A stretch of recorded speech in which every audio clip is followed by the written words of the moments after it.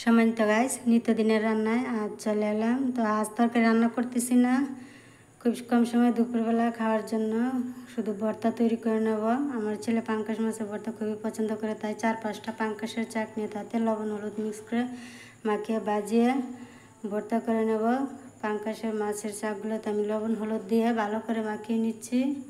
লবণ হলুদ যেন ভালো করে মিশে মাছের গায়ে ভালো করে মাখিয়ে নিয়েছি।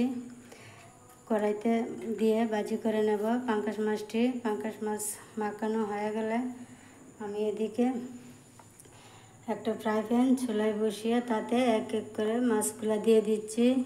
মাছগুলো ভাজি নেব, অল্প আছে চুলায় ভাজি করে নেব পাঙ্কাশ মাছের চাপকাগুলো, কারণ যেন পুড়ে না যায়। এদিকে পাঙ্কাশ মাছের চুলাশটা কমিয়ে দিয়েছি, আর এদিকে আমি শুকনো মরিচ চাটা তেলে ভেজে গুঁড়ো করে নিচ্ছি।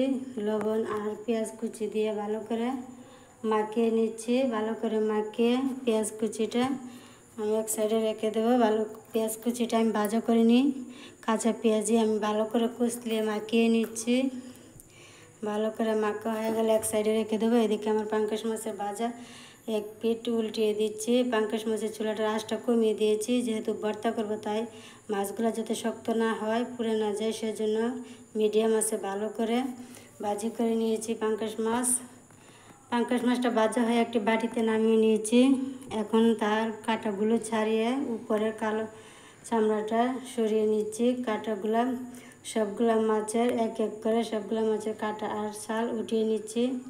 শুধু মাছের অংশটা দিয়ে ভর্তা করব, ছালটা ফেলে দেবো, সেজন্য ভালো করে সবটি মাছের কাঁটা আর ছাল সারিয়ে নিয়ে আমি ম্যাশ করে রাখা পেঁয়াজ কুচিতে সবগুলো মাছ আমি ভালো করে কষলিয়ে মাখিয়ে নিচ্ছি, মাখিয়ে রেডি করছি। তো গাইস, দেখেন আমার পাঙ্কাশ মাছের ভর্তা রেসিপিটা কেমন হয়েছে। আমার ছেলে পাঙ্কাশের ভর্তা অনেক ভালো পায়। ওর চাচি একদিন পাঙ্কাশ কাটতে দেখে ওর চাচাতো ভাইকে বলল, আহনাদ তুই মাছের ভর্তা করে খাইস, এই মাছের ভর্তা অনেক স্বাদ। ওর কথা মনে করে আমি প্রায় সময় ওর জন্য পাঙ্কাশ মাছ ভর্তা করে দিই ওকে। পাঙ্কাশ মাছের ভর্তা পেলে অনেক খুশি হয়। তো আপনাদের কাছে আমার এই রান্নাবান্নার পেজটি ভালো লাগলে অবশ্যই ফলো দিয়ে রাখবেন নিত্যদিনের রান্নাবান্না পেতে। আর সবাই আমার পেজটিকে লাইক কমেন্ট শেয়ার করবেন। সবাই ভালো থাকবেন। আল্লাহ হাফেজ।